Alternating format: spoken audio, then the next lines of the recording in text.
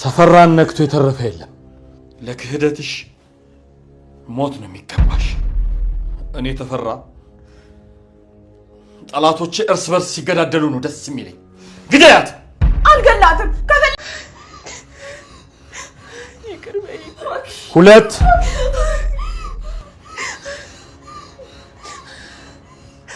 3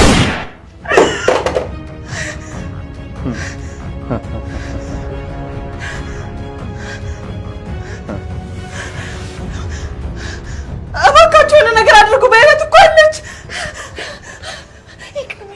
ይቅር በይ። አምራንን ነፍስ አስጠፍቷታል እያልከኝ ነው? በጣም የሚያስፈራው ከግድያው ጀርባ ያለው ነገር ነው። ማለት ምን ፈልጎ ነፍስ እንዳስጠፋት ማን ያውቃል? መቼም አምራንን ተጠቅሞ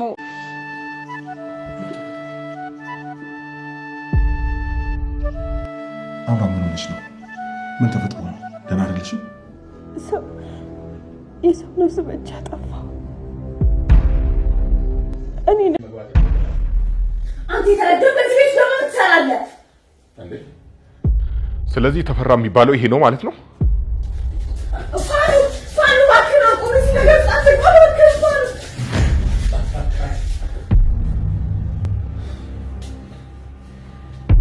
ምንድን ነው እያወራ ያለው? እንዳታስበው ሞባይል እያወጣሁ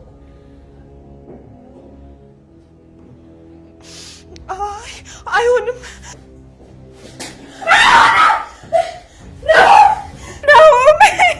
ኑሐሚን ክፍል 161 ተለቋል። ውዶችዬ እንግዲህ አምራን ችግር ውስጥ ገብታለች። አምራን እንግዲህ በራሷ ጊዜ ችግር ውስጥ ገብታለች ውዶችዬ። የሰው ነፍስም አጥፍታለች። ዶክተሩም እንግዲህ ችግር ውስጥ ነው ውዶችዬ። ናሆም ተመቷል።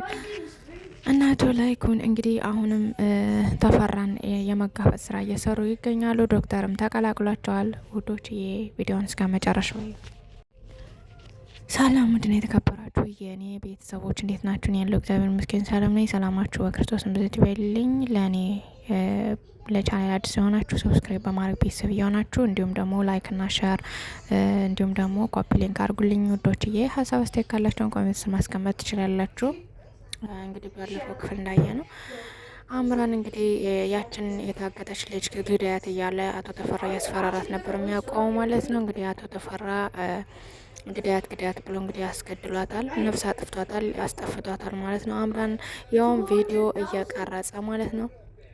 ቪዲዮ እየቀረጸ እንግዲህ ነፍስ አስጠፍቷታል ውዶችዬ። እንግዲህ በዚህ ወንጀል አምራን አስራት አለው እያለ እያስፈራራ እንግዲህ አምራን እያስፈራራ ነበረ ያስገደላት። ምክንያቱም ዶክተርን ልገለው ነው እያለ ሰው ልክ ያለ ላስገድለው ነው እያለ እያስፈራራ ነበር ያስገደላት ማለት ነው። ከዛም ካስገደላት በኋላ ደግሞ አምራን ቀጥታ ያን ነገር ድርጊት ካደረገች በኋላ ወደ ቤቷ ተመልሳለች። ወደ ቤቷ ተመልሳ እንግዲህ እያለቀሰች ለዶክተር ሁሉንም ነገር ነግረዋለች። ከዶክተር ቢሮ ሄዳ ሁሉንም ነገር ነግረዋለች። ከነገረችም በኋላ ለምን ይሄን ታረጋለች? ለምን እኔ ጋር እኮ ማንም ሰው የመጣ የለም። ሲቀጥል ደግሞ ለኔ ለምን አላማከርሽኝም ከሱ ጋር ስትሄጂ? ጭራሽ እኔ እኮ እዛ ሰው እንዳትሄጅ ነገረች ነበረ ለምን እንታረጋለሽ ማለት እንግዲህ ዶክተር በጣም ታቆጥቷታል። እንግዲህ እንደዛ ብሎ እሷን እያረጋጋ ባለበት ታይም ቀጥታ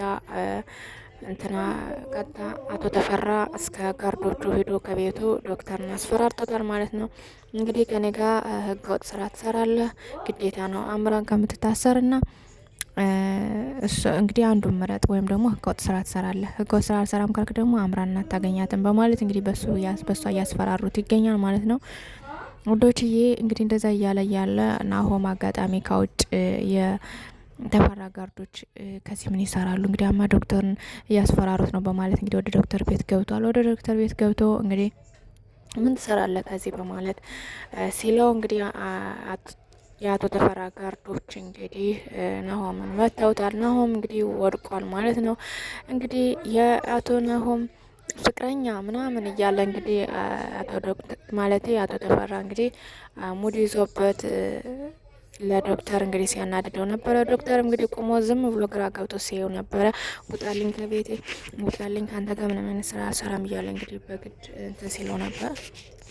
ከዛም እንግዲህ አቶ ተፈራ ፈክሮበት እንግዲህ ግዴታ አምራን የምትፈልጋት ከሆነ ግዴታ ትሰራታለህ በማለት ታጥሎት ወጥቷል ማለት ነው።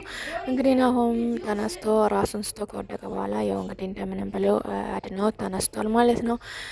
ተነስቶ ቁጭ ብሎ እንግዲህ አምራን እንቅልፍ ነስቷት የገደለችው የሰራችው ልጅቷን የገደለች ስራ እንቅልፍ ነስቷት ያው እየረበሸቻቸው ነበረ።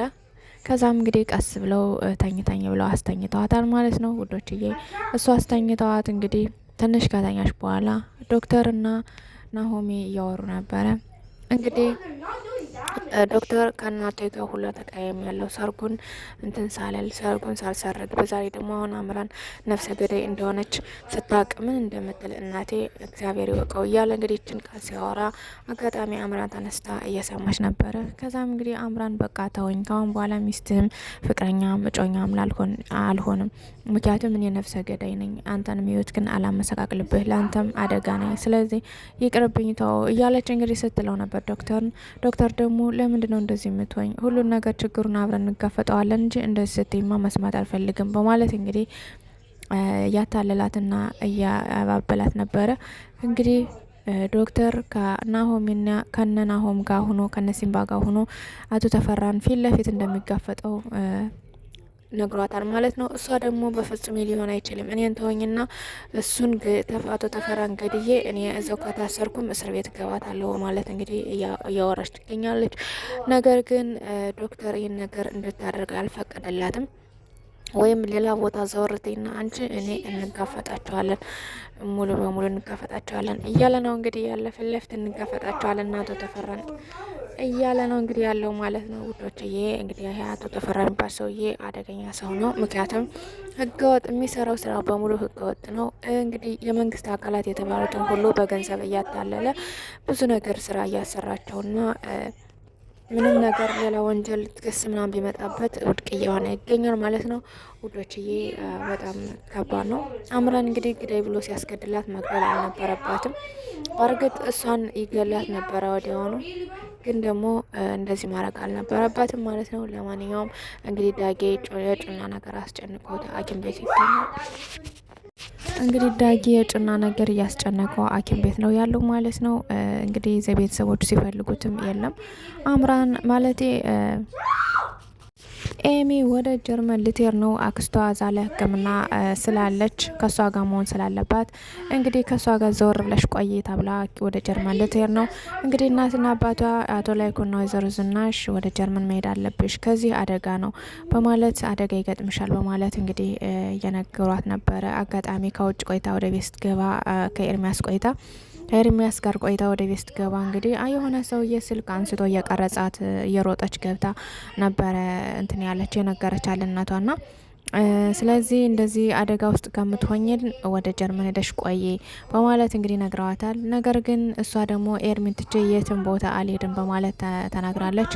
ነገር ግን እንግዲህ ለኤርሚ ሁሉ ቪዛ እንደሚያዘጋጁለትና ሁላቸውን አንድ ላይ እንደሚሰዷቸው ወይም ደግሞ እሷ ቀድማ ሄዳ ከዛም ደግሞ እሱ እንደሚከተል ሲነግሯት እንደዛ ከሆነ እሺ ብላለች ማለት ነው ውዶችዬ። እንግዲህ ኤሚ ወደ ጀርመን ልትሄድ ነው። እንግዲህ ኤርሚያስም አብሮ በኋላ ይከተላታል ማለት ነው ውዶችዬ። እንግዲህ ያው እንደዛ ብላ ካልቆየች ትንሽ የነ አቶ ላይኩን ቤተሰብ አደጋ ውስጥ ነው ማለት ነው። እንግዲህ ወይዘሮ ዝናሽ አቶ ላይኩን እባክሽና ኑሐሚን ዘሽ የሆነ ቦታ ዘወር በይ በማለት ሲናት ነበረ። እሷ ደግሞ እኔ የኑሐሚንን ባላቅም እኔ ግን ቤቴን ቸየትም ለቂቄ የትም ቦታ ቀንቀን ነቅነቅ አልልም በማለት እንግዲህ ተናግራለች። እንግዲህ አቶ ላይኩን አረተ እባክሽ ለምንድን ነው እማትሄጂ እያለ እንግዲህ ሲላት ነበረ ውዶችዬ። እንግዲህ ኑሐሚንና የኑሐሚን ማለት የኑሐሚንና ወይዘሮ ዝናሽ ትንሽ ዘወር ብለው ቢቆዩ መልካም ነበረ። ምክንያቱም ችግር ውስጥ እንዳይገቡ ማለት ነው። ጩናም ችግር ውስጥ ገብታለች። ሁሉም ችግር ውስጥ እየገቡ ስለሆነ ከዛ ወንዶቹ በሚታገሉበት መንገድ ቢታገሉ መልካም ነበር ማለት ነው። ይህ አቶ ተፈራ የሚባል ሰውዬ በጣም አደገኛ ሰውዬ እና ያው ገንዘብ አያደርገው የለውም። ገንዘብ እንደምታዩት ነው። የፈለጋችሁትን ነገር ብታደርጉ በገንዘብ ላይ ከሆነ ምንም ነገር ቢሆን እንትን አትሉም እና ሁሉንም ነገር በገንዘብ ነው እያደረገ ያለው ማለት ነው ውዶችዬ። እንግዲህ ከእንደዚህ አይነት ነገር ይጠብቀን ውዶችዬ። የእውነት ነው የሚመስለው እና ትንሽ ያስፈራል የትናንትናው ነገር። ለማንኛውም ውድና የተከበራችሁ የቻናል ቤተሰቦች እንግዲህ እነ አቶ ሲምባና እነ አቶ ላይኩን እንዲሁም ደግሞ ኑሃም ማለቴ ናሆም ሆኖ እንግዲህ አሁንም ተፈራን ፊት ለፊት እንደሚጋፈጡት አሁንም ከሱ ጋር ሆነው ጠንካራ ሆነው እሱ እንደሚያሸንፉት ነው እያወሩ ያሉት። እንግዲህ ሲምባ ስለተፈራ ምንነት በሙሉ ያውቃል እና ከዛ አንጻር ያው እየተጋፈጠው በጥበብና በስልት እንደሚጋፈጡትም ተናግረዋል ማለት ነው። ለማንኛውም ውድን የተከበራችሁ የቻናል ቤተሰቦች የዛሬ ክፍል ይመስል ነበር። ቀጣይ ክፍል እስከምንገናኝ ደህና ሰንብቱ። ለቻናሌ አዲስ ከሆናችሁ ሰብስክራይብ በማድረግ ቤተሰብ እየሆናችሁ ላይክ እና ሸር አድርጉልኝ። እንዲሁም ኮፒ ሊንክ። መልካም ምሽት ተመኘውላችሁ።